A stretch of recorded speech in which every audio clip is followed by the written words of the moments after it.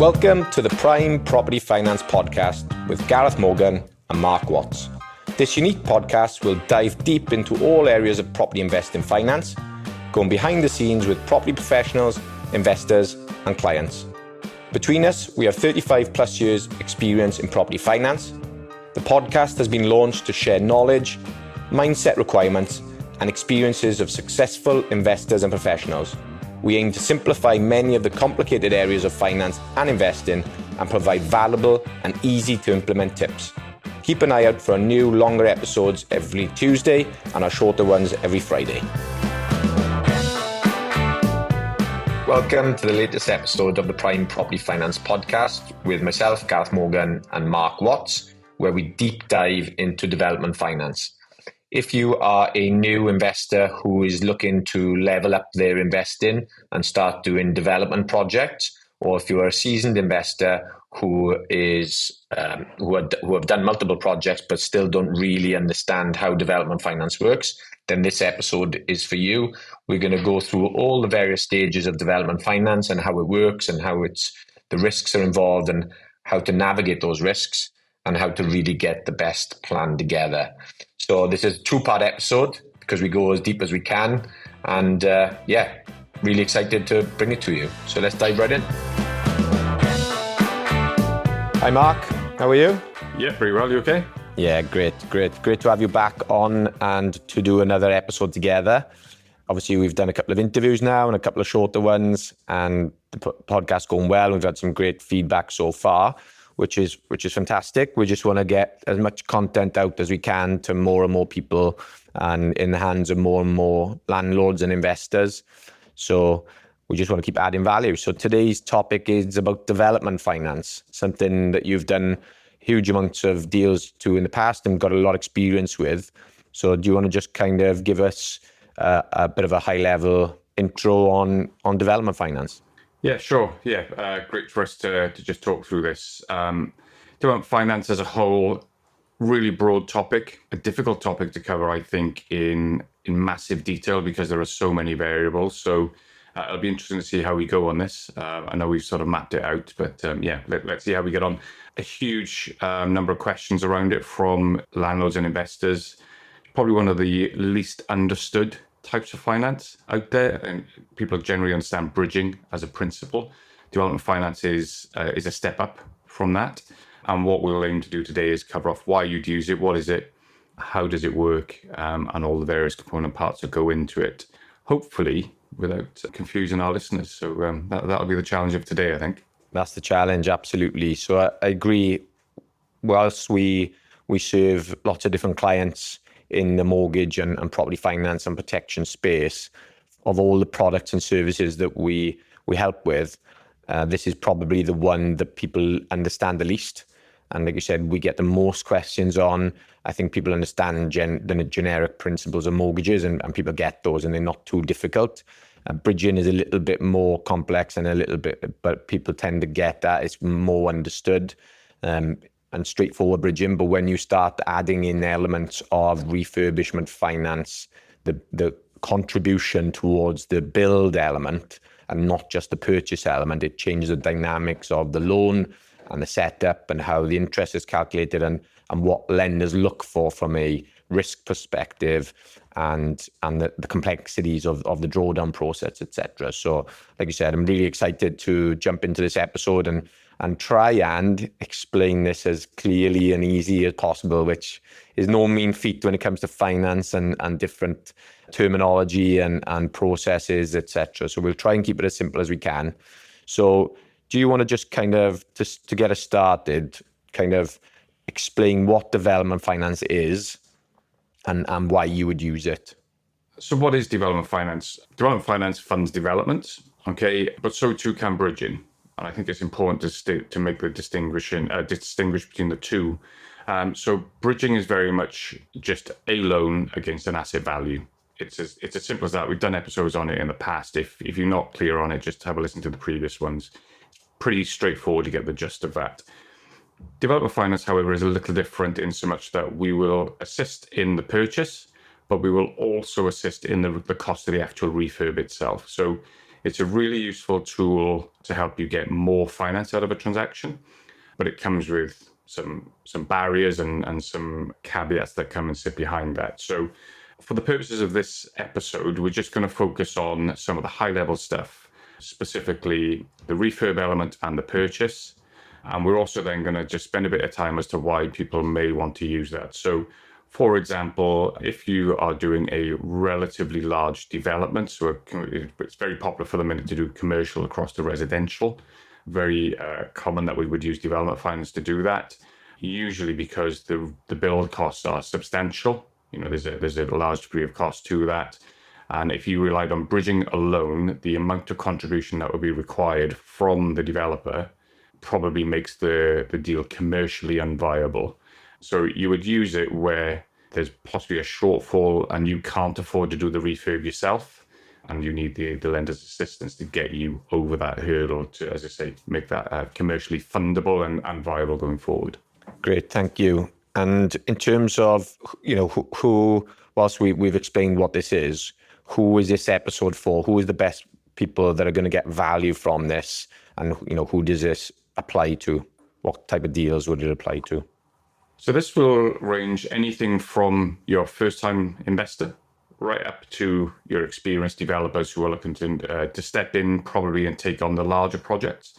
Why is that? Well, the principles remain the same, whether it's 200,000 or 200 million. Obviously, the questions you have to ask are a lot more in-depth and so on and so forth, but the numbers and the principles are identical within that. So if you are an investor that's looking to buy, refurbish, refinance, or flip properties, and you have limited resources, then refurbishment finance may be the answer and the way to unlock those deals for you. So before we get into it then, in terms of the deal sizes you mentioned there, is there a lower entry point where development finance just doesn't work because the lenders aren't in that market? It's too small a deal for them? So what you find, because I'm going to come into the actual refurb element of this, so that's done on a drawdown basis, usually. When transactions or the refurb costs are 20 to 30,000, refurb finance can be just too cumbersome a tool to get you through that project. Usually a 20 to 30,000 pound refurb is something that's quick. It's relatively light touch relative to larger deals, of course. And you need some dynamism and speed to go through that. When you start to involve drawdowns and so on, and the possible QS involvement in various bits and pieces, then I'd say that the value of refurbishment finance starts to fall away. However, if you haven't got the money to do it any other way, that's kind of how it's going to have to happen if you want to particularly do that project. So yeah, this makes more sense the bigger the numbers get. Okay. And then at the other end of the scale, you mentioned 200 million. Is there an upper limit on these types of costs? Where does development finance kind of end compared to the lenders that you've got available to use on those types of larger projects? Yeah, I'd use 200 million to prove a point, but the upper figures you're looking at, can be 20, 30, 40 million.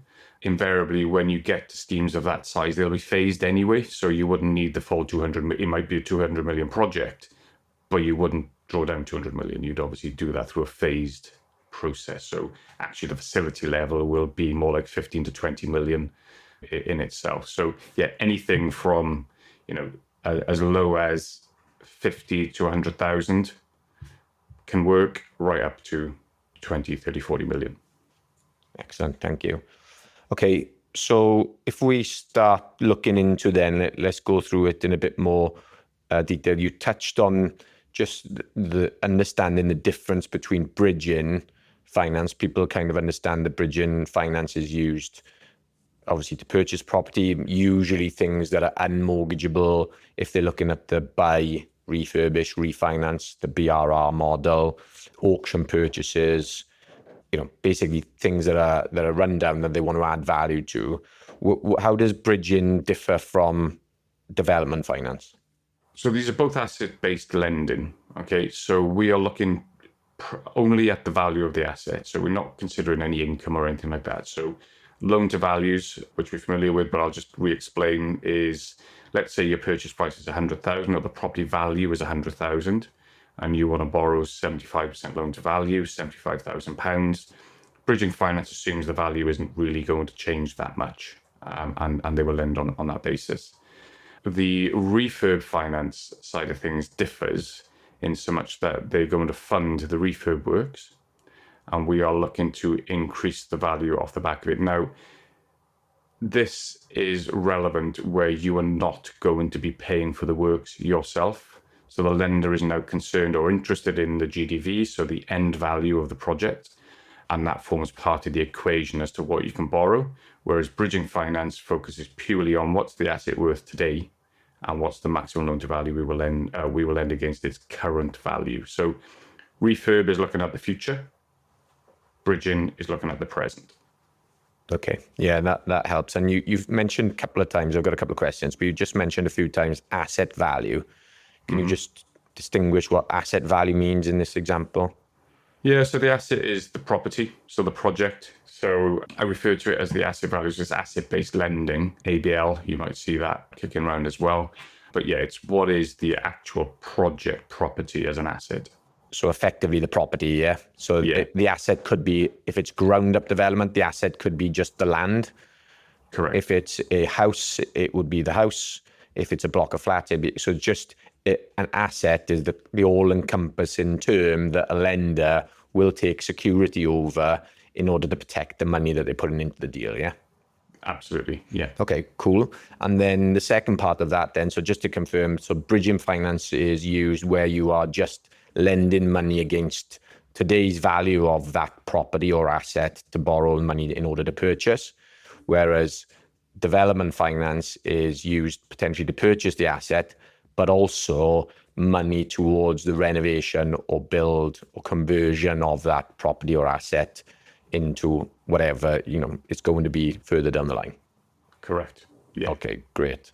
Okay, and then, so that's great. So now that we know kind of the difference between bridging and development finance, if I were to come to you and say, right, Mark, I've got a deal that I'm interested in. It's a project that I would like some refurb finance on.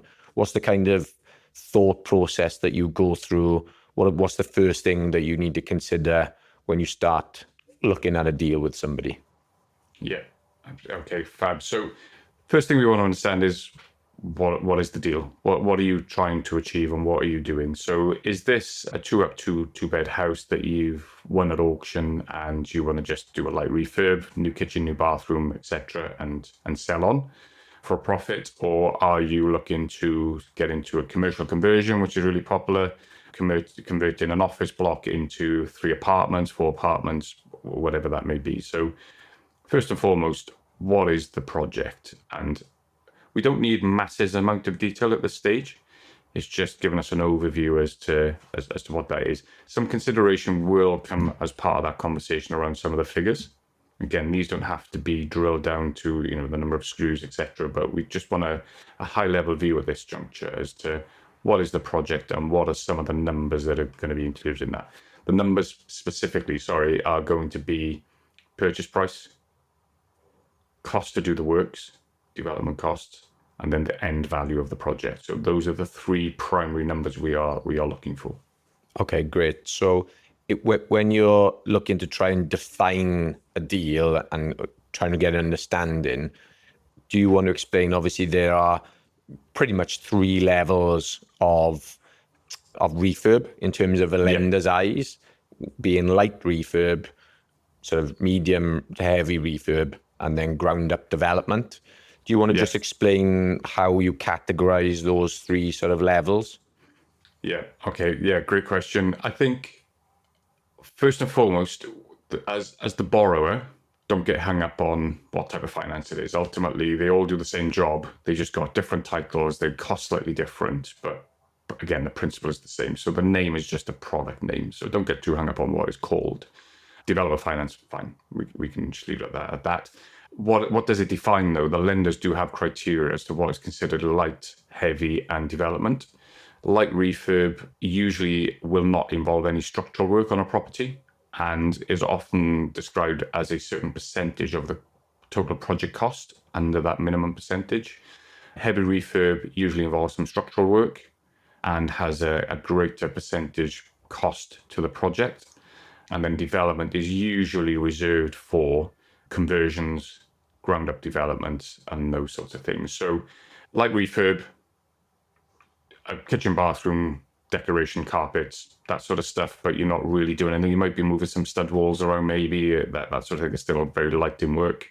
Medium, maybe putting a small extension on the back. So there is some structural work that's going into that. Development then would be that you're knocking the whole thing down, starting from scratch, or you're sticking another house on the side of it, that sort of thing. So that's probably the three ways to define it. So as a borrower, coming to you with a potential deal, I don't need to really get too caught up around those different levels of refurb. That's your job to kind of get the information from me and then understand from your side of things what that looks like, what does the project entail. So as long as I'm giving you enough information around the project itself and the amount of work involved, then you'll be able to easily identify the structure of that loan.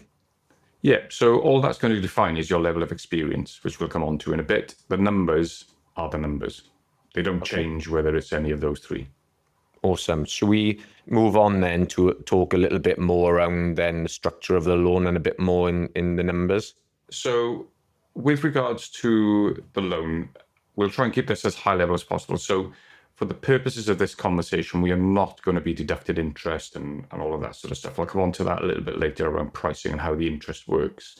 So to keep these numbers as super simple as possible, then, as I say, the interest is not going to form part of this conversation. Okay, so as I mentioned, there are three primary numbers that we need to understand. So that is going to be the purchase price, the development costs or the refurb costs.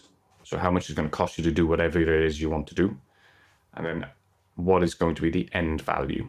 Okay, and so that's the GDV or the gross development value that we'll refer to. Okay, those three numbers will then be looked at in three different ratios that are relevant for development finance.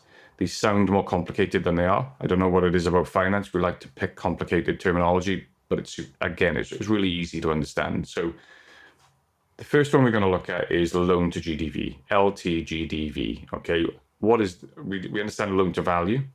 Okay, so loan to GDV. Loan to GDV is literally what is the loan to the end value. Okay, which number are we looking at?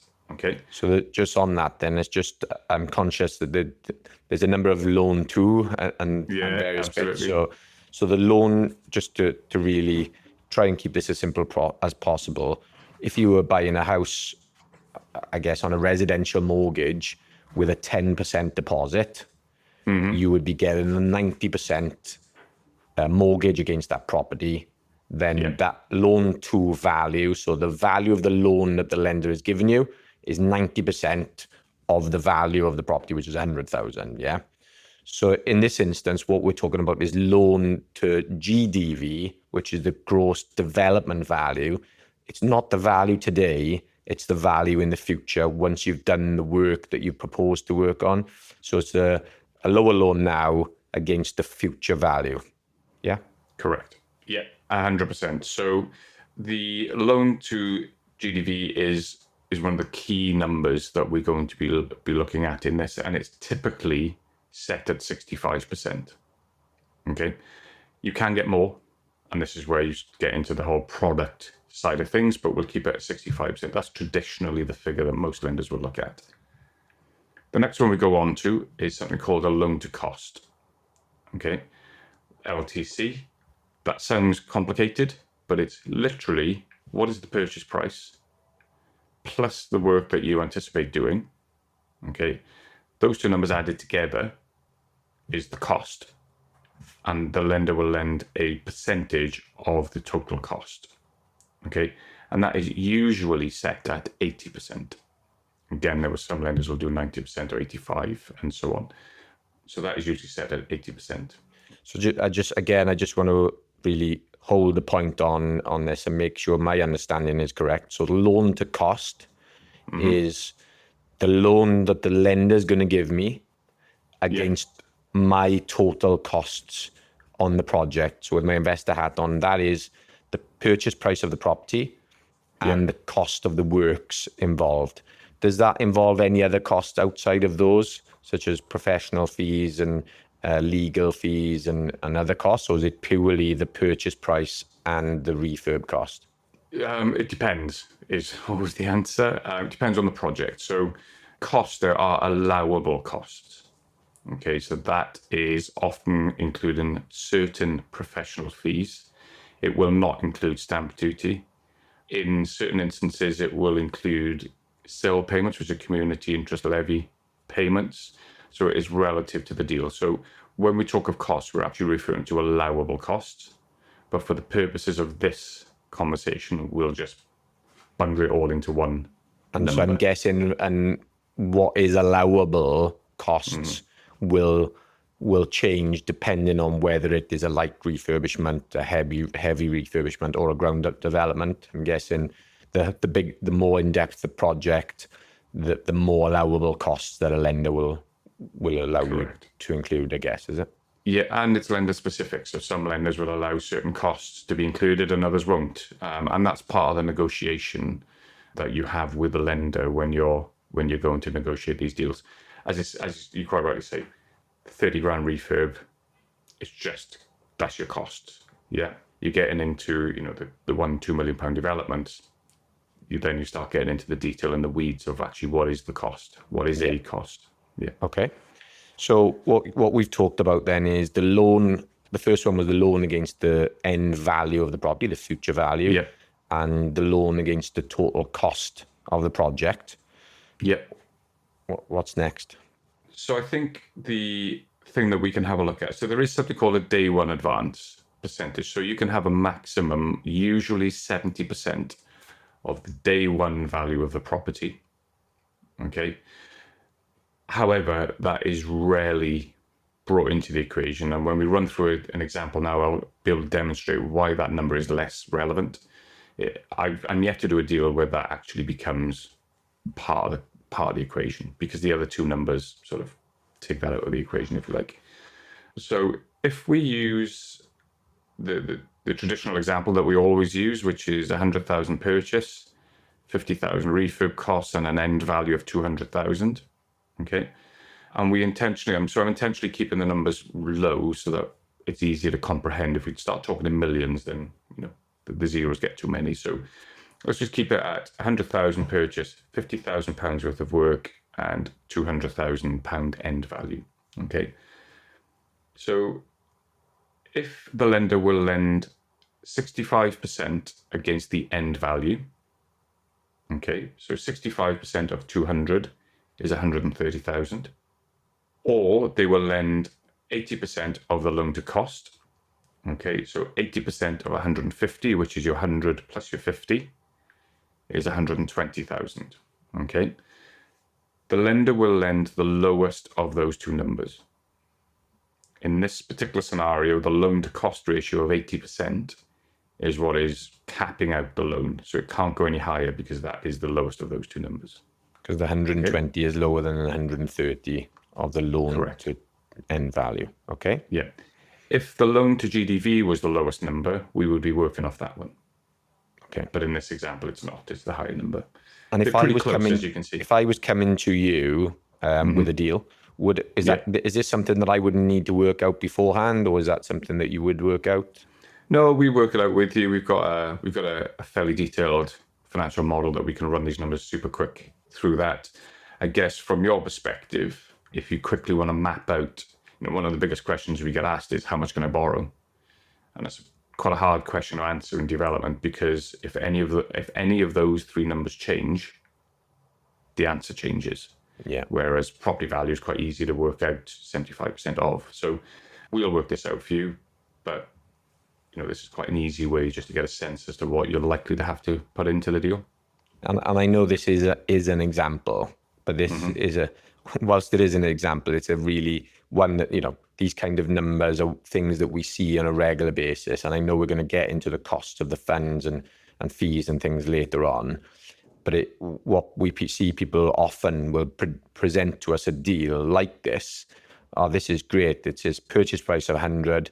It's a 50,000 refurb and it's a 200 end value. There's 50,000 of profit in there.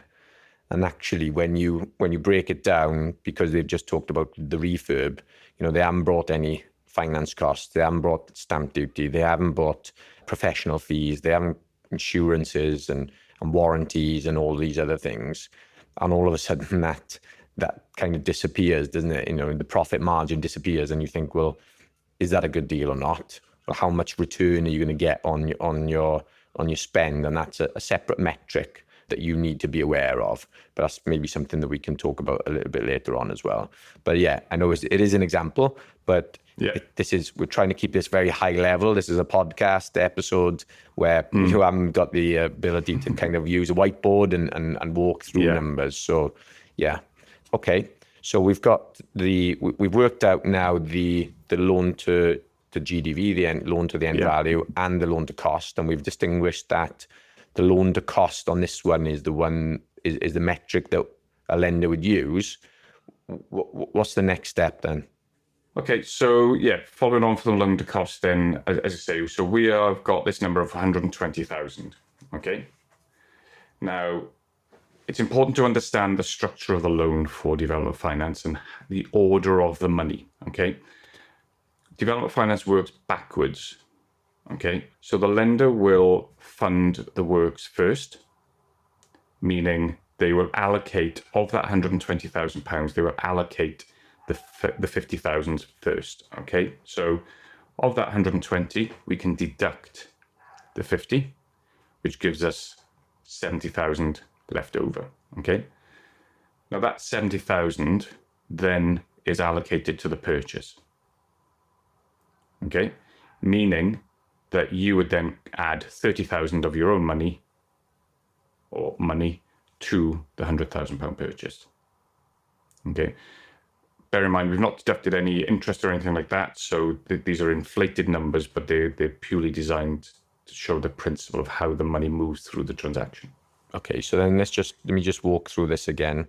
So we've established that the loan to cost of 80%. So there's the 100,000, which is the purchase price, plus the £50,000 refurb. That gives me a total cost of 150,000. 80% of that, which is what a lender would lend against, is 120,000. Mm-hmm. So the lender would lend 120,000.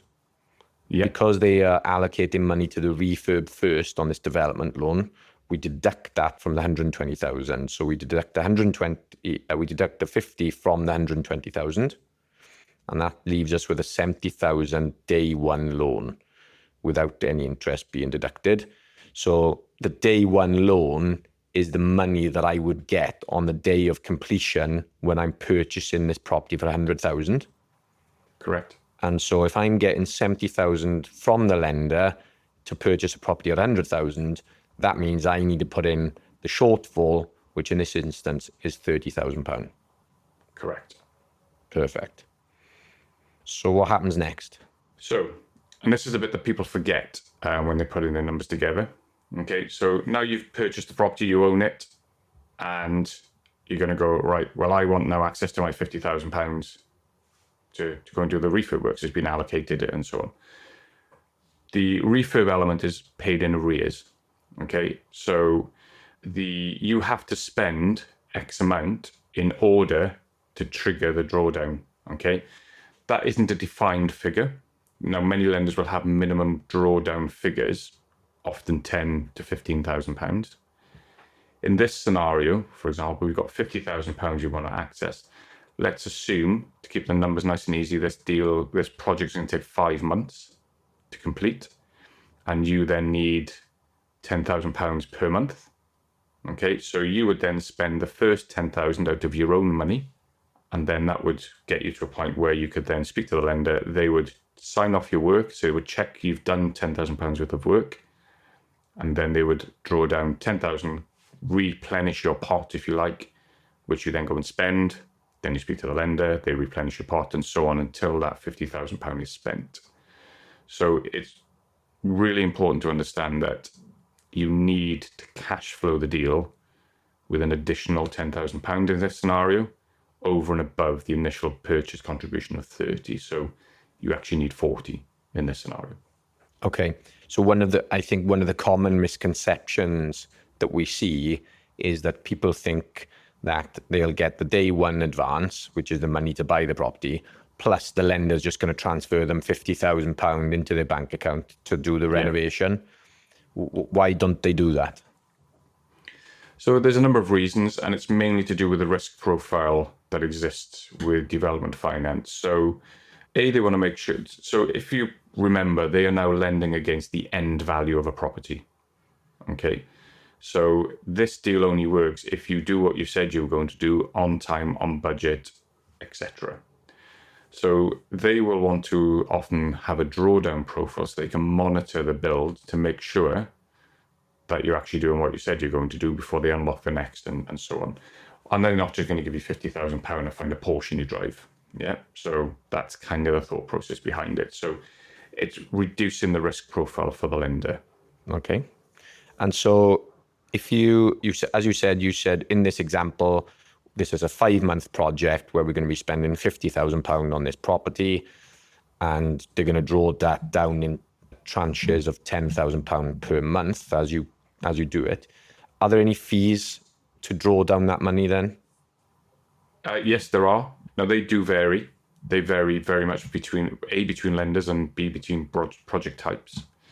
So there is typically 3 things or 3 levels of fees associated to it. So if you're doing a light refurb, and it's like a paint, as you say, as we categorize a light refurb, in all probability, you can probably get away with photos and a video with the invoices sent into the lender. They will just remotely check that off and send it out. That might be, in some instances, £100, couple of £100, call it. Okay. Then we move up a level, okay, where we then get something called an asset manager. So this is the lender's own employee, act as an asset manager, will come out and physically inspect the property, check off that you've done what you said you were going to do for that stage. Because in order to request a drawdown, you put in to say, I've done this, here's my invoices and what have you. They'll come in and check all of that out. That can be sort of £400 to £500 per visit. And then we go up to the full one, which is the QS will need to come out. That will be an independent QS. And what's a QS? £1,500, quantity surveyor. And they will come out and independently verify that the works have been done, the money has been spent, make sure they're on track, on budget, etc., etc. So the cost and the drawdown process differs and becomes, as you can imagine, more detailed as the numbers get greater. One thing to bear in mind as well is, in addition to the cost, is the time it takes to draw the money down. So in the first example, that should really be a 48-hour process, really speaking, assuming you've done everything correctly and got it into the lender and so on and so forth. If it is the asset manager, you've got to notify the lender, they've got to come out at a suitable time, they've got to inspect it, they need some time to turn that around, so you're looking at a week to 10 days. And then if it's going to be a full QS, quantity surveyor, then that could be 2 weeks. So it's imperative that you kind of look at your project, how much you're going to spend in each drawdown, and make sure you line up your drawdowns in advance. What you don't want is the project stalling whilst you're waiting for your money to come back and so on and so forth. Okay, thank you. So I just want to labour the point on around the QS, quantity surveyor. They've been mentioned a few times already. So for those people who don't know what a QS does or why they're important in this process. So if I was coming to you as a client and I'm saying I'm going to, buy this property for 100,000, it's going to cost me 50,000 to do the refurb. One of the questions I'm guessing you'll ask me is, how have I worked out what that refurb is going to cost? And usually on most projects, apart from a light refurb, unless you're a builder that you've got this experience firsthand, or you've done a number of projects, if you're doing this for the first time and you don't have a clue what things cost, then you would employ a quantity surveyor to come in, look at the project, and you would say to them, right, these are the works that I want to do. I need a new bathroom, I need a new kitchen, I need to replaster, I need new windows, I need a new roof. And then they will measure the size of the roof. They'll measure the square meterage of the walls if they need to be plastered and painted, etc. And then they will give you up-to-date costs based on what the market is predicting at the moment, based on those costs, based on supply and demand and inflation and things like that. And they will then give you a list of works, a schedule of works and a cost against those. And then that would total, in this example, 50,000. And so when we go to the development lender, you would present up front, you would present this list of works and the costings against them. And they would internally verify, yeah, those numbers make sense. So that's your QS on your side as a client. But what would happen is when you apply for the loan and the tranche of funds are being drawn down, the lender will instruct their own QS, probably not on a scheme of this size, but on a bigger project. They will inspect the property. They will have the list of works that you said that you were going to do for the whole project. They will then have another list of the works that you've said out of that list. So maybe 20% of the works that you've done. So you might have done the roof in the first part. You might have done some of the, the first fix electrics, the first fix plumbing. Then they would check off that list. Have you done 20% of the works? Tick. Yeah, we agree that those works have been done. And then they will release the next tranche of the funds based on the works that have been done on site. They may come out and say, well, actually, you haven't done 20% of those works, and therefore we aren't going to lend any more money, because the danger is you say you've done more work than you have. They give you, in this example, so let's say you've got to the halfway stage, we've done half of the works, therefore we want 25,000. But actually you haven't done half of the works and there's more money left to spend. And if they keep giving you money, you're going to get to the end of the project, they will have given you all the money, but you still haven't finished all the works. And that leaves the lender above their loan to cost ratio, and the property hasn't moved along as has the loan. So that's why they would have their own independent person verifying what you're saying that you've done in terms of works on the project. Absolutely. So cost overruns are a thing, and they're written into the loan agreements. So where there's been an instance of a cost overrun, so let's work on that 25 grand. So you might have spent £25,000, but you may not be through the schedule of works that have been pre-agreed. And you may actually only be at £15,000 worth. So I don't know, you may have overspent on windows or something along that lines. We've seen materials go through the roof. We've seen labor costs go through the roof. So especially if you budgeted this 18 months ago and you're now, getting on with it, then these things can happen. What will happen is the lender will only advance on what has been verified, the value of the works that have been done. So therefore you will be expected as a developer to cover the shortfall. And that will likely mean injecting more capital into it. That's the end of part one of this episode. So really hope you've enjoyed it and that you've taken some value from it already. Please, if you haven't already, like, subscribe so that you get notified when episode 2 drops next week. And we look forward to seeing you on the next episode. But if you have had value and you would like to share this, please share it with anyone that you might know that is interested in property investing, development finance, or anything like that. See you on the next episode. Thank you so much for listening to our podcast. We hope you have learned something and have some tips to take away. We'd be very grateful if you enjoyed the show. You could give us a review and share with anyone that you know that may be interested. And of course, subscribe to the show so you can get notified when a new episode is released. If you'd like us to answer any questions or go deeper on a specific topic, please drop us a message at primeproperty.finance. See you on the next episode.